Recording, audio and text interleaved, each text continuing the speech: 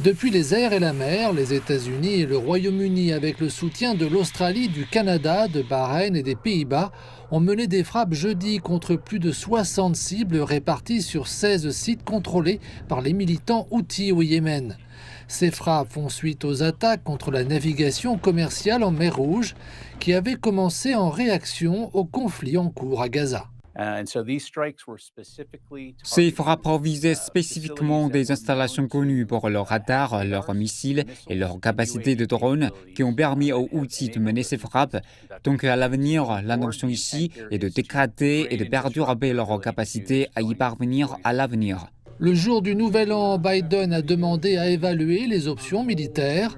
Mardi, après le lancement par les forces houthis de drones et de missiles prenant pour cible des navires américains, dont un navire commercial transportant du kérosène, Biden a donné le feu vert à une réponse militaire.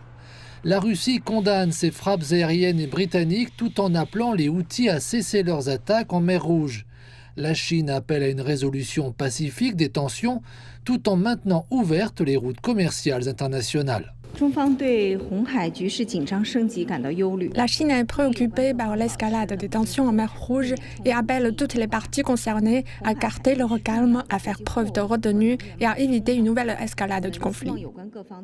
Certains craignent que les frappes américaines et britanniques ne soient le début d'une extension majeure du conflit à Gaza. Les Houthis promettent de riposter. Les forces armées yéménites n'hésiteront pas à cibler les sources de la menace ainsi que toutes les sources d'agression sur terre et en mer pour défendre le Yémen, sa souveraineté et son indépendance. Cette agression brutale ne dissuadera pas le Yémen de soutenir le peuple palestinien victime.